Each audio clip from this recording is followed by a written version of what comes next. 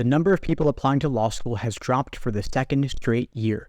So if you're applying to law school this fall, it may be easier to get in.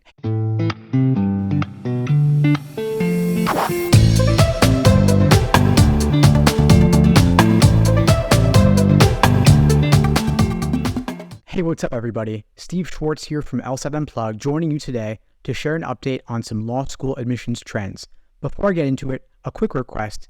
Please do me a favor, like the video and hit that subscribe button if you haven't done so already. It really helps with that YouTube algorithm and I really do appreciate it. So the reason I'm making this video is that Reuters came out with an article last week updating us on the admissions cycle. They noted that law school applicants were down 2.4% over last year, and they indicated that this is a return back to normal levels after the COVID spike, because as a result of the pandemic, folks being at home, not being able to work so easily, not being able to go to school so easily, a lot more folks than normal applied to law school, so we saw a significant spike in the number of applicants. That, combined with the LSAT Flex format being easier, we saw the most competitive admissions cycle ever just a couple of years ago.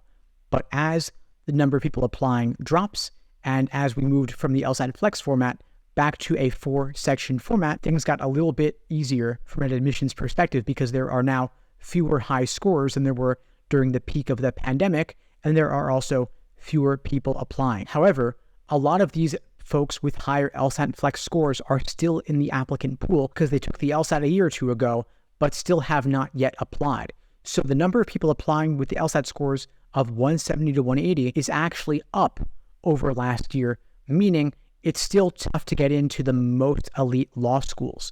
So if you are applying to law school this fall or in the future, it is imperative that you aim to get the highest LSAT score possible and put together the strongest application possible. This means if you haven't taken the LSAT yet, study hard this summer, take the LSAT in August, September, October, or November to apply as early as possible as you can in the cycle, and also put together the strongest possible application, meaning you work on your personal statement, diversity statement, optional essays, addenda, your resume, you request letters of recommendation now to give your recommenders plenty of time to work on them. You even put together a list of bullet points to give them ideas of what to include in that recommendation letter. Although we are down from that pandemic peak, it still isn't as easy to get in as it could be because there are still more people with top LSAT scores in that 170 to 180 range. And the top 14 law schools are typically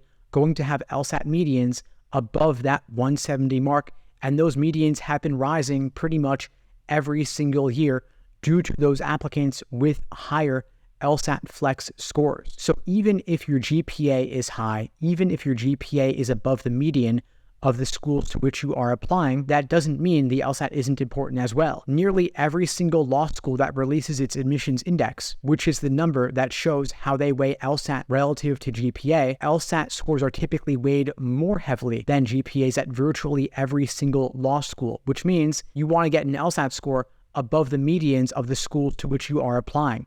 This will make it easier to get in, and this will also give the law schools more reason to give you scholarship money because you will help to raise their medians. And by helping them raise their medians, you help them raise their status in the US News rankings, which law schools do still care a great deal about, even if they criticize the rankings publicly, even if they supposedly, quote unquote, boycott the rankings by refusing to submit data to US News. US News can still rank law schools whether they want to be ranked or not. As we saw in the most recent rankings, Yale's still at number 1, tied with Stanford this year, even though they led the boycott of the rankings because US News wants to rank every single law school it possibly can, every single law school worth ranking. And of course, they will still continue to rank those T14 law schools, regardless of whether the schools want to participate or not. So that's the update for now, folks.